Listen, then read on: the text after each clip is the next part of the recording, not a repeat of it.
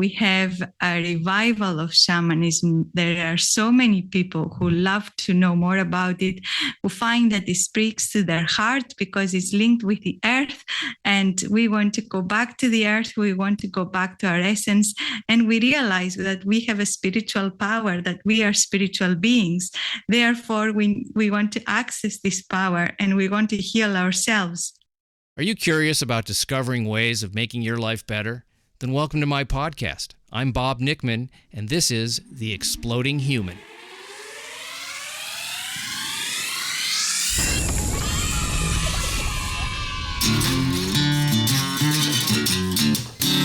Listen in while I talk with all kinds of people in the fields of personal growth, health and healing, alternative therapies, psychology, spirituality, environment, and the future. I'm looking for those answers that make life better for everyone. You'll meet cutting-edge practitioners, doctors, artists, filmmakers, business people, and those who have overcome challenges. The brave, the curious, anyone who is out there helping us humans to explore, expand, and explode. Hey, welcome to The Exploding Human. My name is Bob Nickman. My guest today is Fotoula Adrimi, and we're going to be talking about shamanism.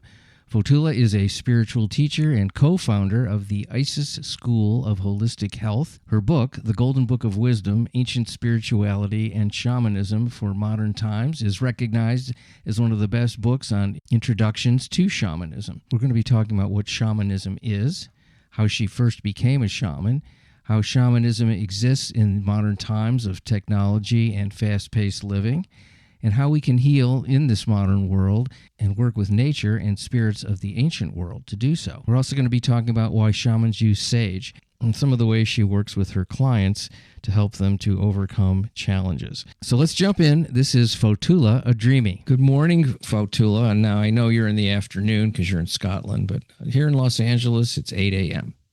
And I'm so happy to start my day with you. Thank you so much for inviting me, Bob. I'm delighted to be here. Absolutely delighted to be here.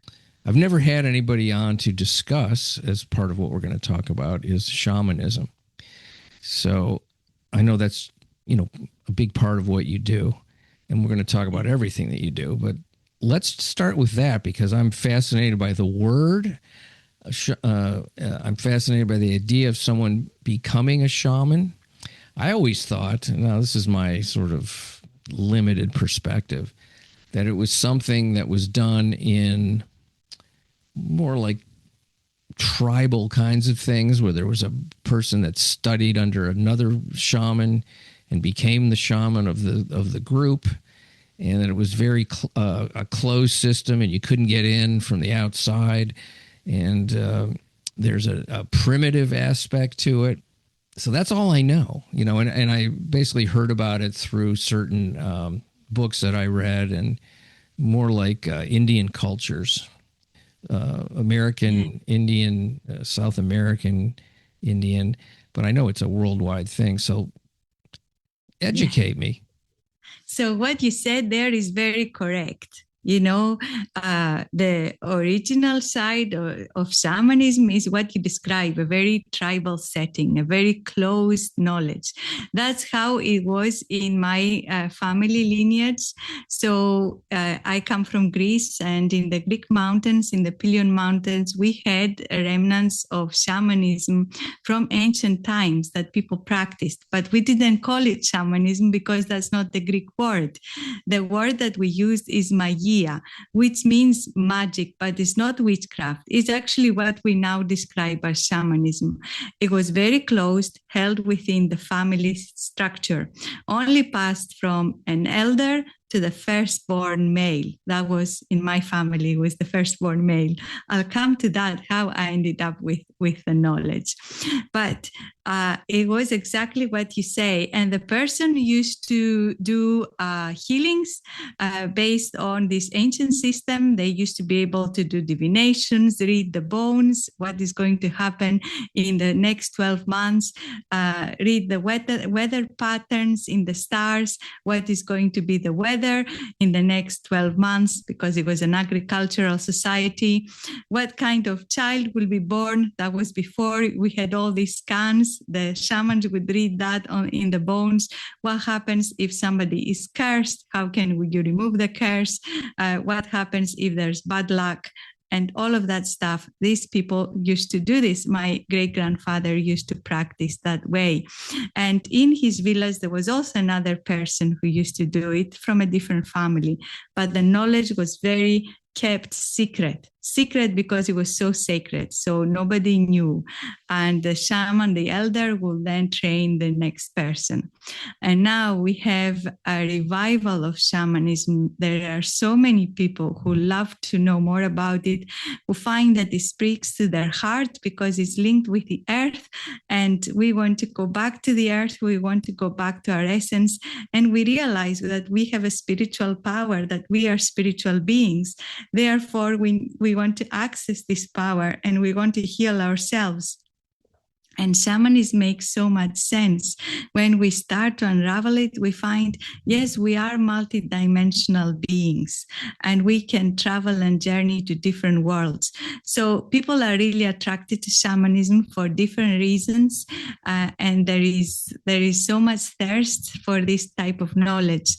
So and this is not new. In the 1950s, 60s, 70s, people like Michael Harner went and studied with the indigenous people and brought it to America, brought it to the United States.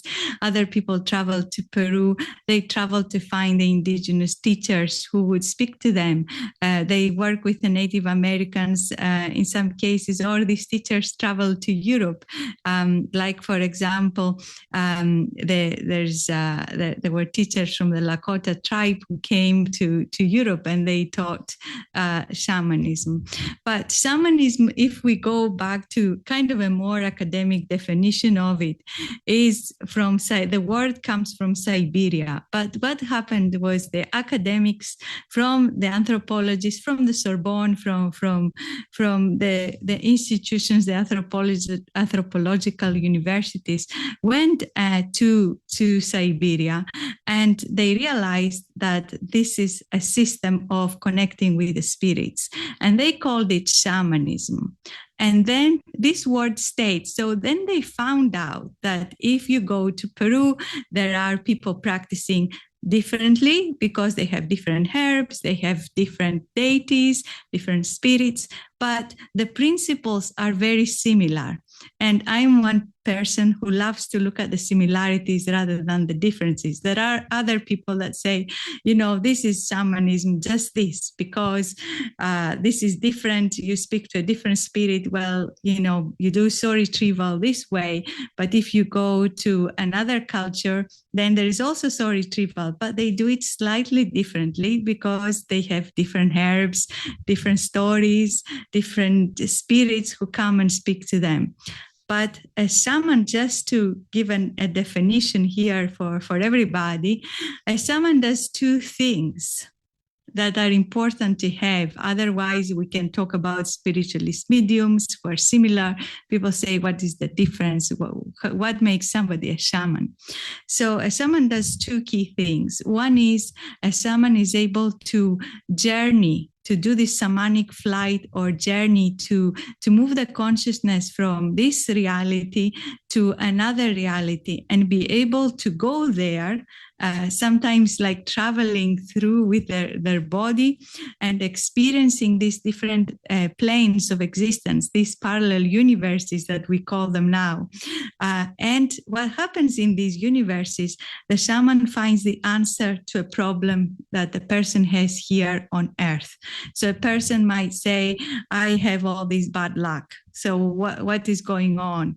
And you find out that there is, a spirit from another world that has taken part of this person, of this patient, if you like, and this person is tied there and cannot come back, so they cannot be whole, or there is something that they've done that they've lost their life force energy. They had a big shock and they lost their life force energy. And therefore, the life force energy is another world in the lower world, and you have to go and find it and bring it back. So the person does not have all these misfortunes. And again and again, as if they're being attacked by life, like nothing works. So this is one thing that the shaman does, the shamanic flight. And the second thing that is really important is that a shaman is able to merge with these helping spirits, these compassionate helping spirits who use the body of the shaman to do healing. So the shaman does not really use their own knowledge alone.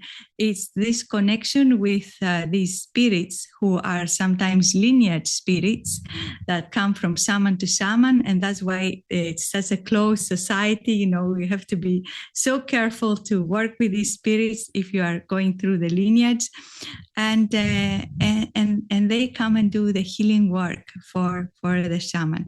Now, in a traditional society, you would have specific spirits, or that the grandparents or the elders, the older shamans worked, and they will tell you how you honor them, how you invoke them, what offerings you need to make, how they can come through your body, what they feel like when they come through your body.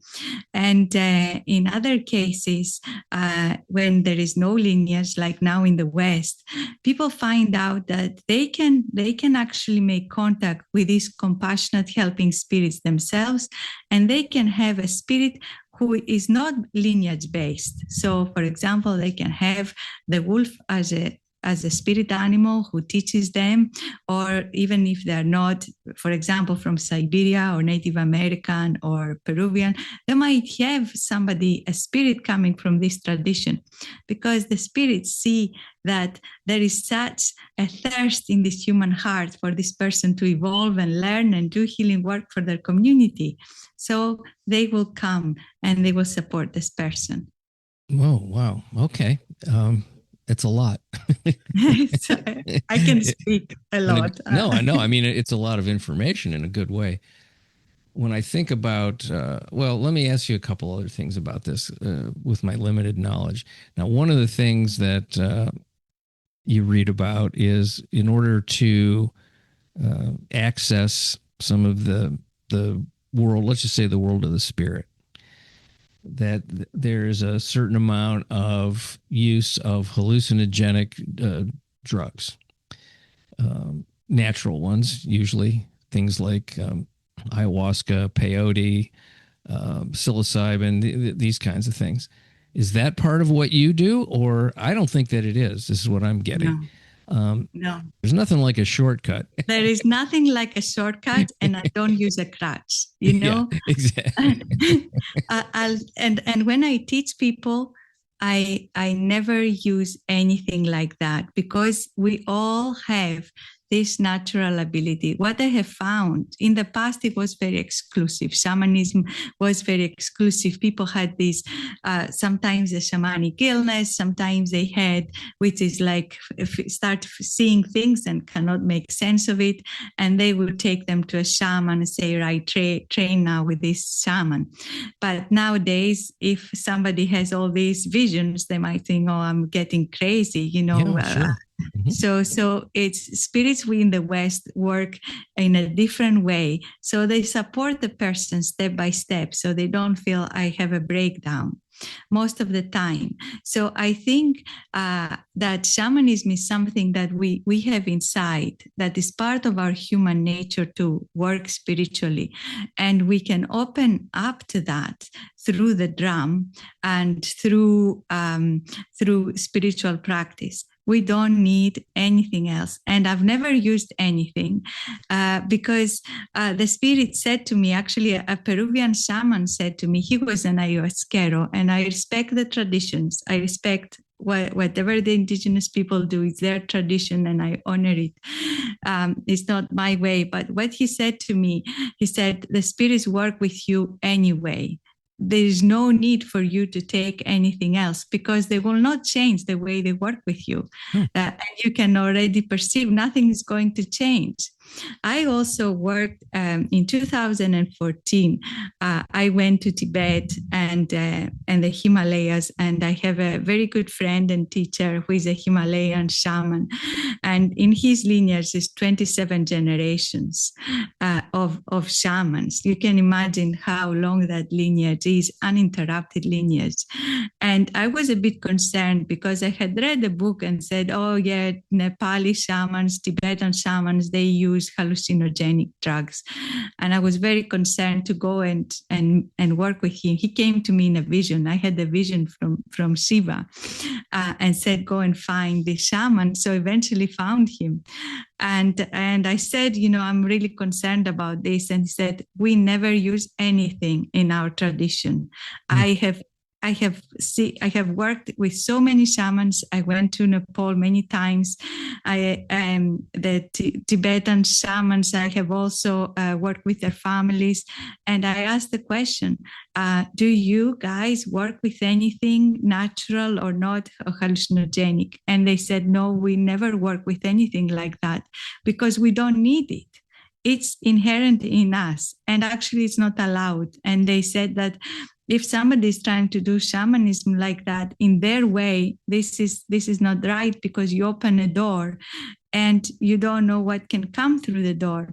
So I have now clients, people who come and contact me. And I had so many cases that I said, I'm not taking anymore because this is a lot of work, that people had a really bad experience, whether they went to Peru or they went, they had something here in the UK, they did some ceremonies, and some people went into a very dark place. They were not supported, and they were basically told, okay, you had a breakdown after taking these hallucinogenics, go and find somebody to help you integrate the process. But this person is so fragmented. Sometimes they were sectioned.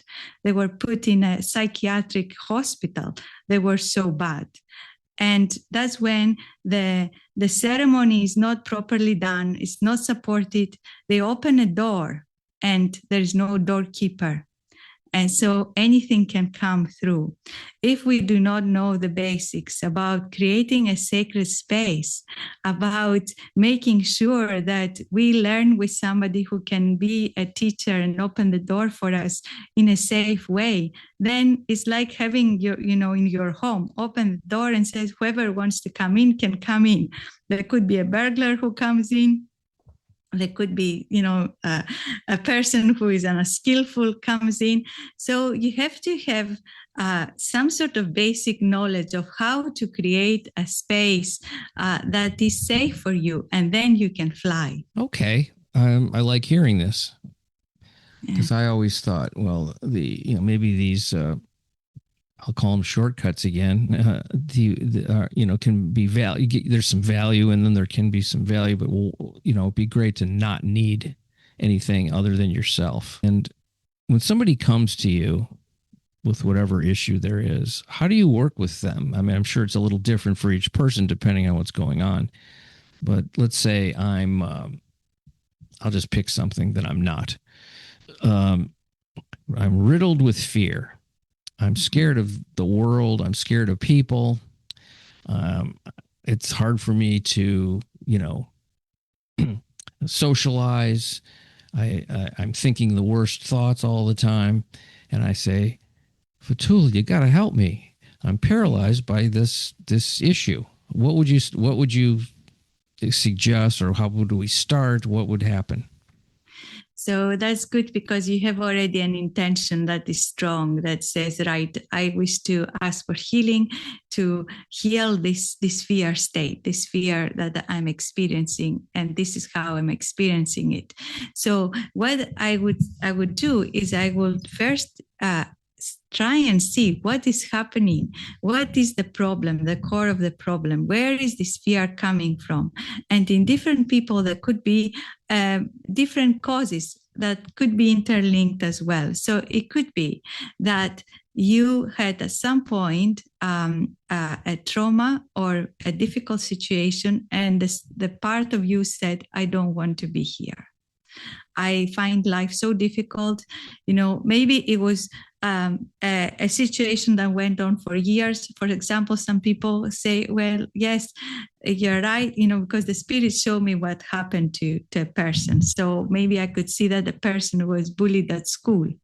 And the spirit said, that went on for years. So the soul essence of the person said, right, I'm out of here. I don't want to be here. That leaves the person numb. So they can keep living, but there is no happiness. And there is a state of that I'm not whole. I feel something is missing from me. And then this fear of what happened to me is always there. Or it could be one big shock. Something happens. Let's say you lose a loved one and you say, after that time, I was never whole again. It was so big that part of you went with the person you loved so much, and that soul part left, and then you feel after that, I'm not whole anymore, and then maybe this fear starts. And when that happens, what can happen also is that we have intrusions. So intrusions are energies that are of the environment that maybe find their place in a person's body. So these can be extracted out of the body.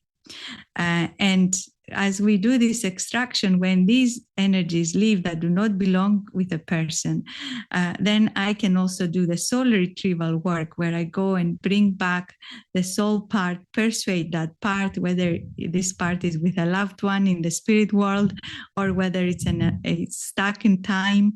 In that early years of the person who was bullied at school, is stuck there in that time, never grew up from that time. So I can do the healing with my helping spirits and bring that back for the person. And also we can have spirit attachments. Now, spirit attachments can be next to us, so attached to Aurora, or sometimes even can be inside the person's body.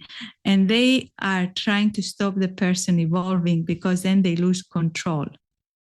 So a person sometimes can be suffering from unexplained anger. All of a sudden becomes so angry and loses themselves, or they can be very addicted to the point that they don't remember what happens to them. And if that goes on, is because the spirit is taking over and the person's character completely changes during that time. And then they don't even have a memory what they did. I have seen over the 20 years that I've been practicing shamanism, so many different cases. And sometimes it's a spirit attachment. And when you remove that, the person says, I feel different. I feel like empty again, that there is like these intrusive thoughts that I had that were plaguing my mind, and I was feeling so ashamed about these thoughts. And this is so common. I have to say it's so common, because people feel so bad sometimes, saying, why do I have these thoughts? They just make me feel so bad that I'm thinking bad things about others. But they are not your thoughts, because you would not choose to think those thoughts. Sometimes it can be that there is a spirit attachment. So in those cases, we do the depossession work, and it's done the way I work is very compassionate for all beings, including the possessing spirit, because I think this spirit is lost. Even if the spirit is unskillful, it's really lost. So I'm helping this spirit too, that has somehow lost its way in our world and attached to a human being, to find themselves back in their own place where they belong, where they can go and heal. So that's how I work, and that brings more lasting results, because in some traditional shamanism, it's a culture really too. It was very much, let's kill this spirit. It's like a war zone. The shaman is like a warrior that goes there and clears and has a sword and all this, and the spirits can do this. But for me, somehow it never really resonated that way. So I love the way that I had the right teachers who showed me this compassionate depossession way that I find has more lasting results than the fight, than the war. interesting to me that you practice compassion toward the thing that's the problem. Also, that's some. I can see why you would do that, because you're saying that spirit that's creating these problems for somebody else are lost entities themselves. How do you access this? I mean, this is the secrets of things, but how do you access that part of yourself? I mean, you're probably not in a constant state of tuned into these certain things. There must be some type of, I'll just say, meditation or action. I mean, you mentioned drums, so vibration obviously is a big part of tapping into what this is. I mean, it's kind of an interesting thing to talk about, because you can't really hold it in your hand and pick it up and turn it around and look at it, and that way it's in another type of realm. So can you talk a little bit about, maybe how you started to be able to access these gifts? So somebody is asking, I'm interested in shamanism. I would like to learn how to journey.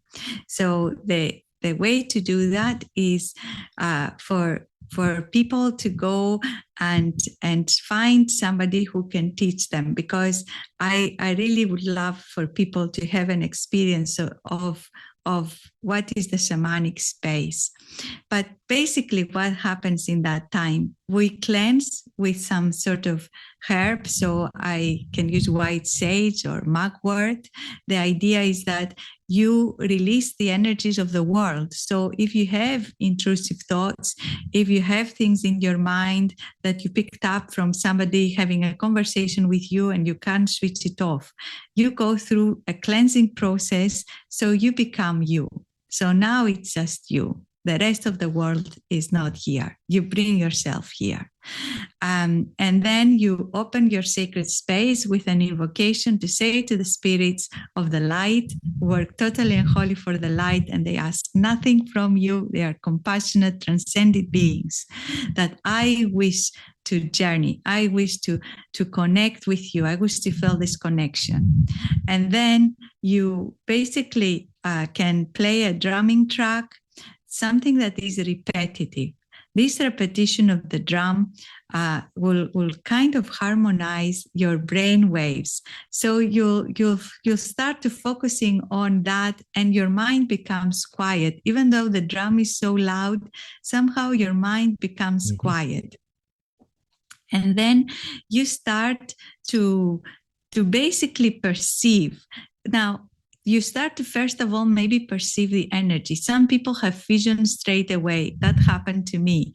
I just had, my first shamanic journey. I could see everything. I met my guides, my spirit guides, everything. So you start to perceive, the energy is coming around you.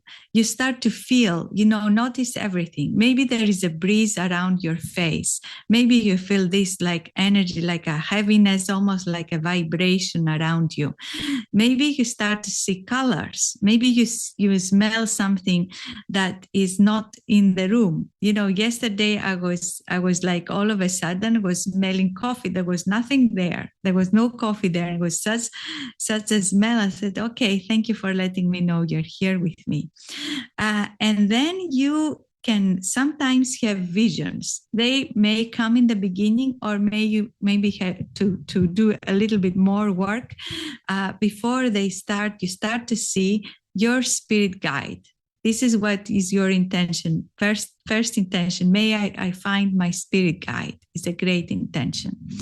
And then you can start to maybe have an image of what is this spirit guide feels like or looks like to you.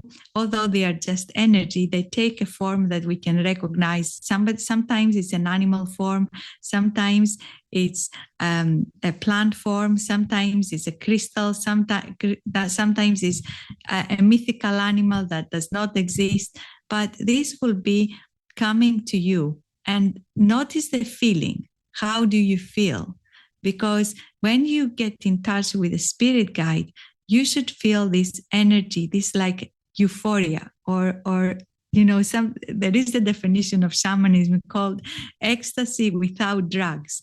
You feel this euphoria, you feel this good feeling. It makes you happy because the spirits are holding such a beautiful light and you are immersed in that light. So then you can have a conversation. Then you can ask questions to the spirit saying, I wish to evolve. I wish to practice this work. I'm having this problem in my life. What do you suggest? And I had a situation where a family member who is a child, he was very interested. He's very interested in this. Now he sees me doing it and he says, can you bring your drum and can you help me find some protection? I don't feel protected in school. There is all this, difficulty, all this bullying going on, although he's not involved in that. Somehow he feels it's not safe. And it's such a pity for children that they don't feel safe at school, but sometimes it happens. So we connected to the spirit animal, and it's so easy to do that. And he got the name, he got what the spirit animal was straight away. And I thought, this is so easy for a child because it's something so natural. Did it change the situation for him at school? Yes, because I said to him, right, now before you go, you can ask your spirit animal to be there with you, walking with you. And that gives you strength. And then also the spirit animal makes sure that you are not, attacked by anybody because it's the spirit animal is there. And even though nobody can see it, intuitively, people realize that there is a big power there with you. And it definitely worked. And I said, you have to keep talking to your spirit animal and just follow the advice that you get. And he did. And it's so sweet. It's so sweet because when you work with children, you find there is such goodness in human nature. And when you look at the world around you, you think, what are we human beings doing? But it's so beautiful when you work with children. And he felt so much supported and had almost like a spring in his step, and he didn't feel threatened anymore. Yeah, it is sort of fascinating when you have, let's say, somebody who's a bully, why they pick certain people to bully. And why other people, they have no interest in doing that, even though they could probably get away with it. Like the person physically maybe couldn't defend themselves in that sort of conventional way that, it's like, well, you're going to bully me, I'm going to, punch you in the face. Yeah. Maybe there's two people that just don't have the size or the energy to do that. But why is the bully picking one and not the other? There's an energy that's different. There is a really beautiful ceremony that can help people who feel that, maybe not at school, but maybe in the workplace, that there are bullies there too. Or maybe even in a family situation. And there's a great ceremony that we can do in shamanism that's called the cord cutting. And when you cut the cords with everybody, and you come back to your essence. So there's a process that we do this that say, okay, I cut the cords with everybody. Now I'm only in my own energy. That's just me. And invite source, the creator, whatever name you have, the divine, whatever name resonates with you, in this greater power, the infinite, to be with you in that place. And people find it really hard sometimes to do because they say, oh, if I cut the cords with my partner, will this partner find it difficult? And I said, you just cut the cords. When you come out of that space of that ceremony, if you wish, these cords can reattach, but stay in your own energy. And that has really helped so many people, this cord cutting ceremony, who had experienced bullying. And even, teenagers, it's so bad sometimes. And what I found is that is people who are really gifted. Sometimes the bullies are attacking people who are really gifted, that they have something that is special, that maybe they don't feel they have, or they want to push them down.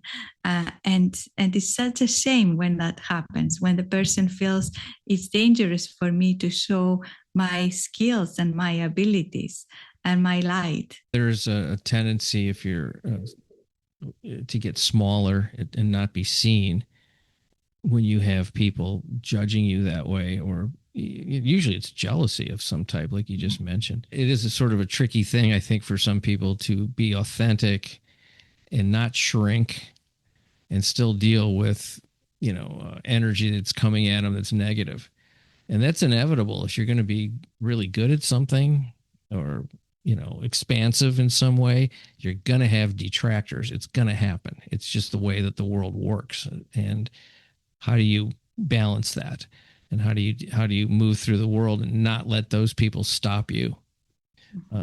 Good skill to have. And I think it takes some time and some discipline and experience and experimentation in order to pull that off.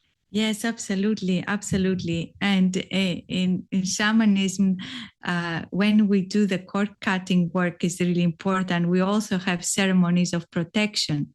And in those cases, we see that the person who is causing the problem, even though, as you said, it's really unskillful and it causes difficulties and sadness for us, is really a teacher, a harsh teacher that enables us to grow. Because, I had a situation recently in the place where I have been doing a lot of my work, and we had a situation with somebody who was so unskillful.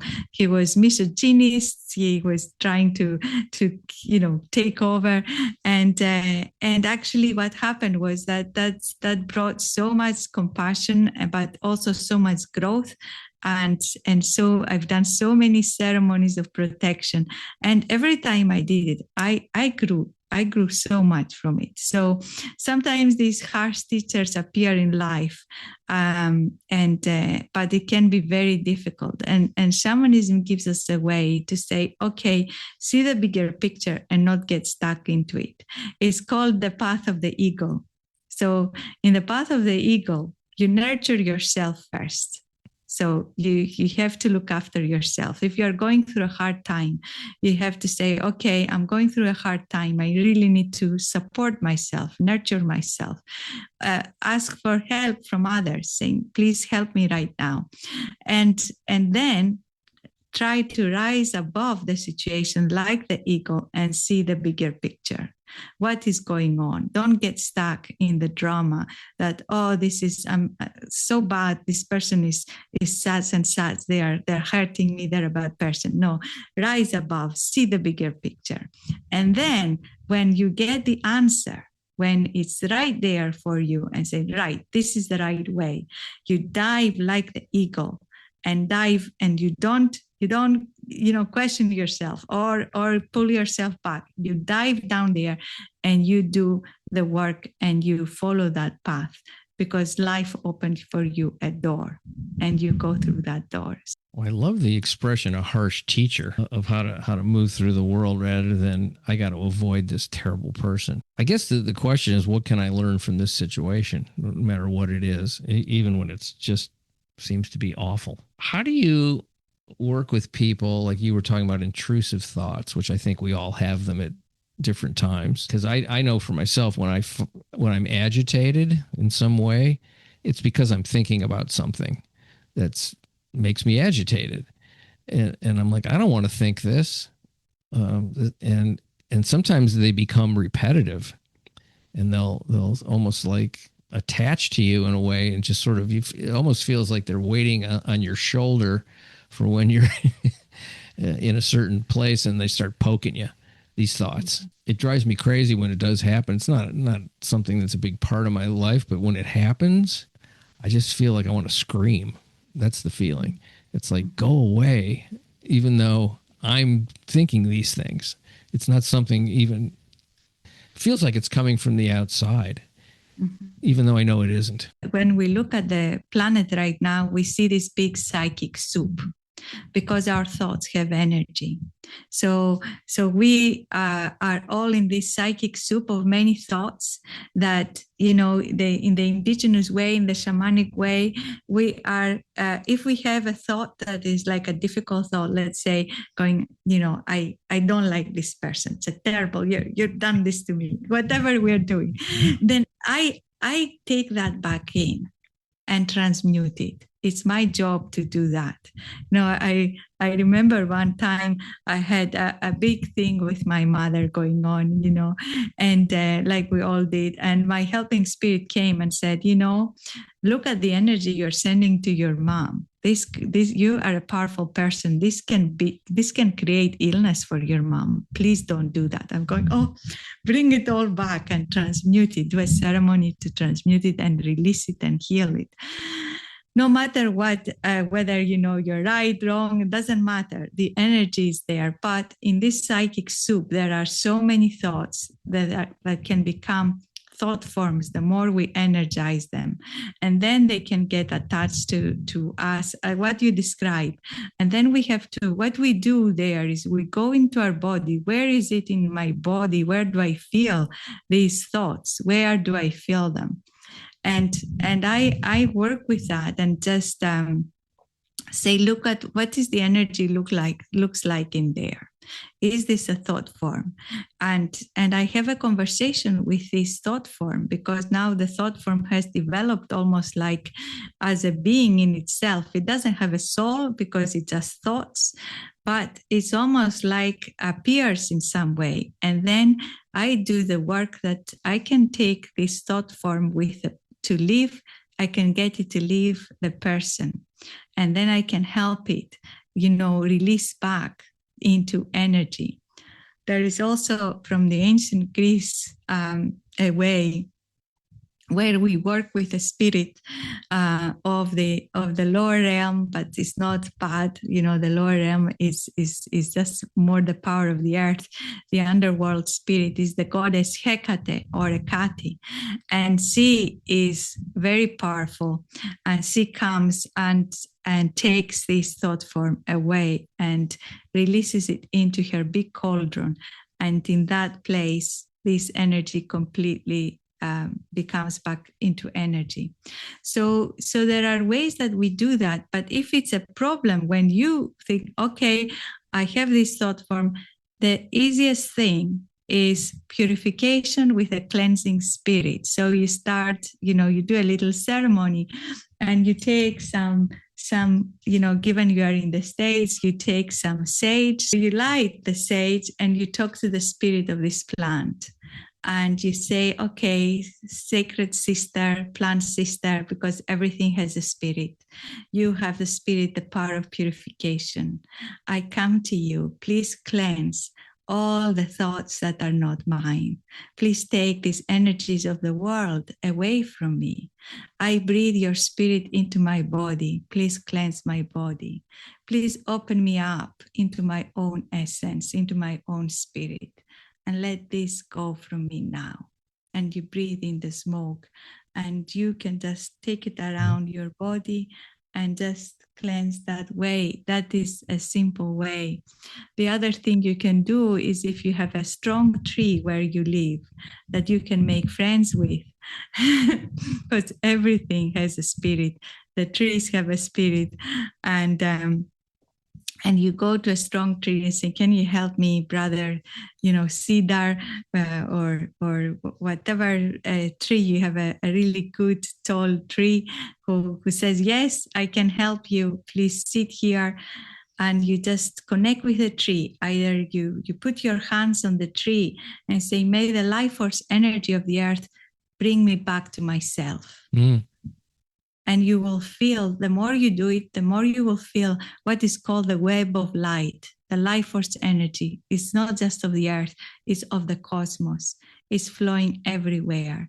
And you will feel that rejuvenating you and strengthening you and releasing those things that are not yours. And then you make a little thank you to the tree, maybe pour some water, offer, if you, of course you're in the States, so you can offer a little bit of tobacco to the tree and say thank you so much, or give the tree a hug.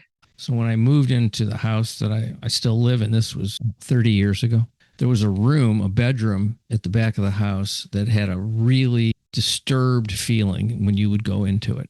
I'm in that room now, actually. That's where my office is now. And every time we would go into the room, my wife and I, and it was like something's strange in this room. So we got sage and we burned the sage in the room and around, outside the door and everything, and kept asking this energy to leave. It's like, you're not going to be here anymore. It's time to move on. And we had to do it a few times. When it wasn't just one time, but it got less and less, and eventually it went away. And then we found out sometime later that somebody had been, I guess they were shot in the room. There was some kind of violence that went on in this bedroom. And so it's like, well, do I believe that energy, remained in the room? Well, I kind of do, just based on what happened. And so, I've always been intrigued with these things that on the surface maybe don't logically make sense. How is that possible? Well, I don't know how it's possible, but I know what happened. And so we've used sage a lot. If we have people that come over and there's like not a great feeling once they've left, I'll walk through the house with sage burning. And so I don't know why sage is the plant, but it certainly has worked for me. And can I explain it? Does it make sense?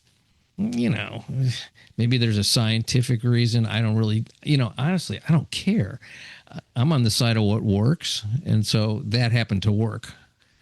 And maybe people might think I'm strange, or that's weird, or that's all in your mind. Well, maybe even if it is all in my mind, it's not my mind now. Yeah, that's great, Bob. And there you got the result as well. So there was, some residual energy from what happened, all these thoughts, all the pain from that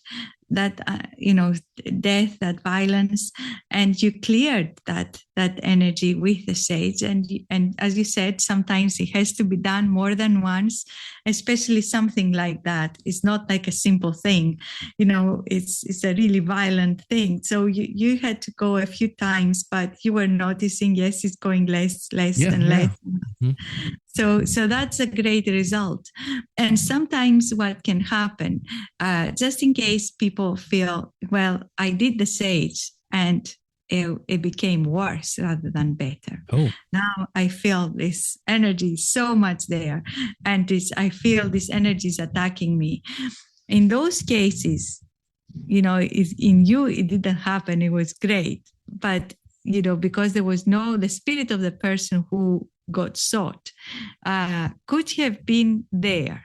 In those cases, people will say, well, I've done the sage, but actually feels worse because that spirit is now seen what you've done, that you are trying to say, go away from here. You're not welcome here. This place belongs now to Mother Earth, of course, but I'm occupying it now. Yeah. Get out of here. So this spirit might feel, well, I have nowhere to go, and you're not going to push me out, sage or not. So in those cases, people need to find a shamanic practitioner who knows what they're doing, because there are a lot of people who say, okay, I'll just come there, burn some sage, and it gets worse. Somebody who knows how to do the depossession work, who can help the spirit move to the spirit world where it should be instead of hanging about. So just to say that for people who maybe tried the sage and said, that was worse afterwards, that there could be a spirit who is attached to a place after a violent event, but it didn't happen to you. So there's nothing like that. Yeah. Pretty amazing options in the world that aren't certainly. I was raised in a Western culture in the United States, so I have a limited viewpoint that is in the culture here. Now, obviously, I'm somebody that's expanded that beyond what's on schools and media and all that. I'm somebody that is interested and intrigued by these other things, or I wouldn't even be doing this podcast. So there are those choices that are outside of the realm of what your culture may be telling you. We're all limited by what we are willing to take a look at, and it's an interesting choice that some people are able to make and look outside of that, and then other folks are very rigid and they won't look outside of it, and so they have those limitations. And the thing that I think gets people in the second category to maybe open up is some kind of pain or desperation. It's like the things I've been taught aren't working. What else is there? I'm desperate. And I think that is kind of it's a gift when that happens. It doesn't feel like it when it's happening, but if that is the case, I'll do anything not to feel the way I feel right now, or the way I felt for maybe years. Yeah, sometimes that's the pathway. Sometimes illness, or when things are not working, and saying, well, have you thought of that? Sometimes that is a door for people. And other times, for me, it was by accident, I have to say. So I ended up going to a shamanic event because a friend of mine was going, and my friend Joe said, do you want to come? It's a 2-hour sort of event on shamanic journeying. And I said, what is shamanism? And she said, well, it's some Native American people coming and playing some drums. There wasn't a Native American person there, but it was somebody from Scotland. But he didn't have even a drum. It was on a CD. Oh wow! But okay. yeah, and I was just thinking, everybody here is crazy. So we were there. We're told, okay, imagine there is a fire in the middle of the room, and just go around the fire. Just keep moving your body around the fire. Get out of the mind. Somebody gave me a rattle and said, just been to Peru. You can have this rattle. Just rattle around. And I just saw my friend moving. I thought, okay, I'll just follow her. It was her first time as well. I didn't know that. I thought, okay, she might know what is happening here. So I just went around, just rattling away. And then the guy said, just lie down now on the floor, close your eyes and see what happens. And I closed my eyes, and there was a spirit guide right there in front of me. And he took me into his tent, and he told me about studying shamanism, and that was my path, the path of my ancestors, and said, you have to do it. And he showed me my life would change. And then I found there was a shamanic group near where I lived, and I went there a couple of times. And then I found the people that I could train with, and eventually came to America to people who had been doing it for many, many years. Then I found the Himalayan shaman. So spirit was kind of putting me in the right places at the right time. And now I'm working also with a Siberian trained shaman. So and doing exchanges. I'm working with my own tradition, and I find that there is such richness.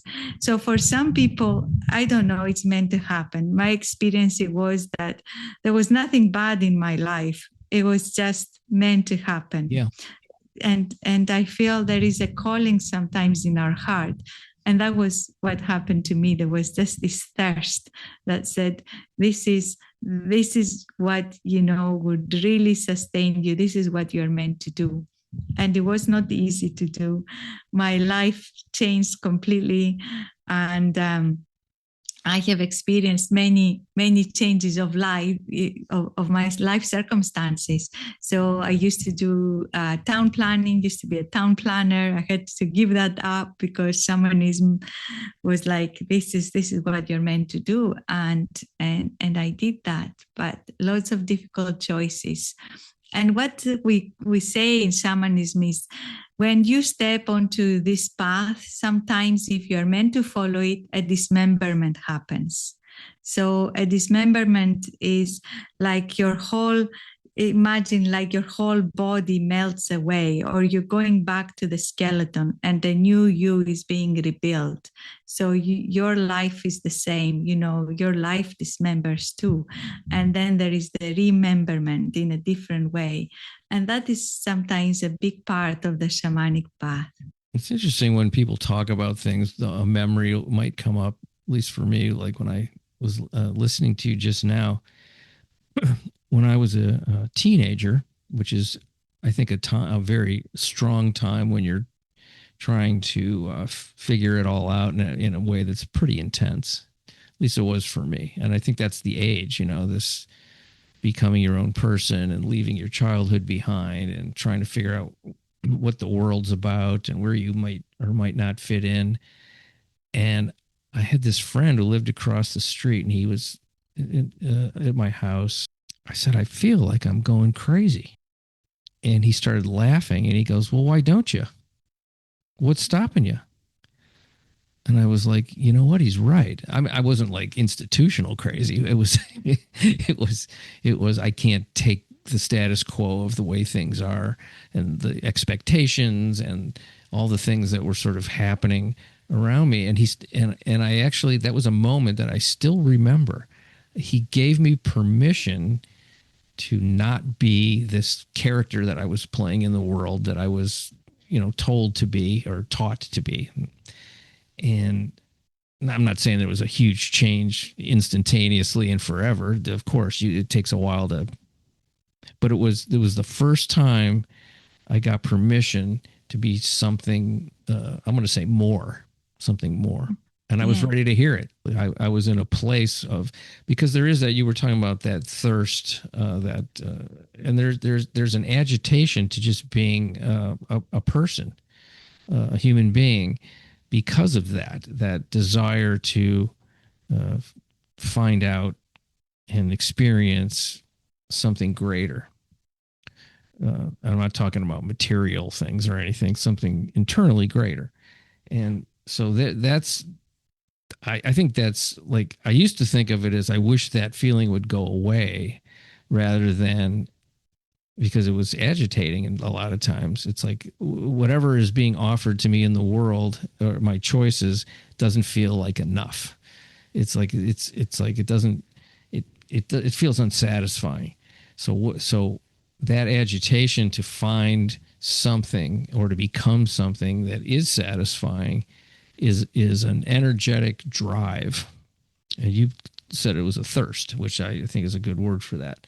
Do you know what I'm talking about? Of course you do.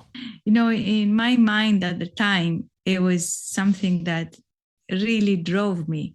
And I feel that what happened to me was that all this spiritual energy from my soul, that my soul really wanted this, that this is the thing for me. I've been waiting these years that I lived until that point, a very conventional life.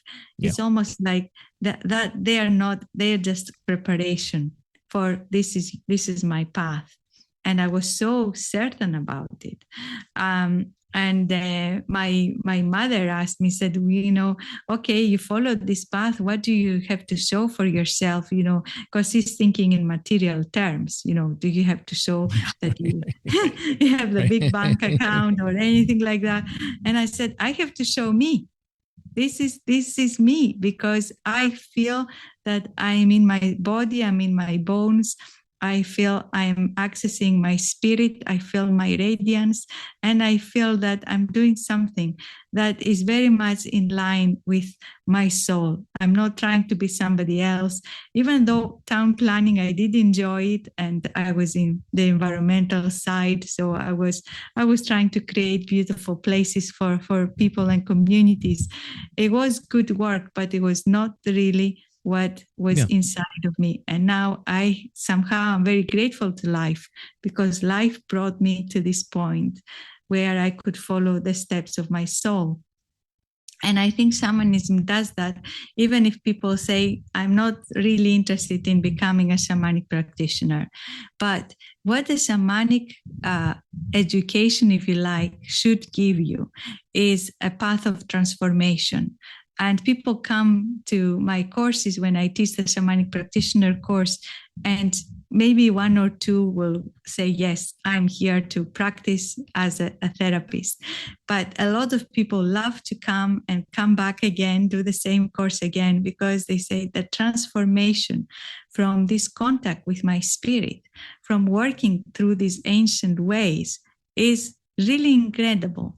Because shamanism does work fast, because you get in touch with your soul. It's the soul essence that makes the difference. And the spirits take you there, but they walk beside you for you to find your own spirit. And our spirit is so powerful. Actually, this is what the shamans say. What is the cause of all illness? They say the cause of all illness, any illness that we experience, they say it's only one illness, really. It's not, it might manifest in different ways for different people. Somebody has, a knee problem. Somebody has a hip problem. Somebody have a lung problem. All these different illnesses. Somebody have mental problems. Somebody has an emotional problem. It's the same illness. And they say it's the disconnection from our spirit. Because if we were connected to the infinite part that we are, we have the ability to heal everything, including the environment. That's what the shamans believe and do, and trust in it. But to get there, to shed all the layers of this psychic soup that has been with us for so long and with our ancestors of this conditioned world, to get there is a big journey. But we are on the journey. If we are having a spiritual awareness, if we are seeking the greater, we are on the journey. Well, before we go, why don't you talk about how people can contact you and what may be available on your website, and we can lay that out there for folks to explore more. Yes, thank you, Bob. So first thing, if somebody would like to find out more about shamanism and a way of life based on shamanic principles, how to shed skin, how to become more aware of soul retrieval, illness, death, and soul purpose, incarnation, reincarnation, and places of power, I think my book is quite a good place to go. So that's called The Golden Book of Wisdom, Ancient Spirituality and Shamanism for Modern Times, and it's available everywhere where books are sold. And then on my website, you will find there are courses that are pre-recorded that you can do at your own pace. There are the online circles where we come and I share a shamanic ceremony once a month. There are the courses in person for those of you who are in Scotland, and there are courses who are live as well.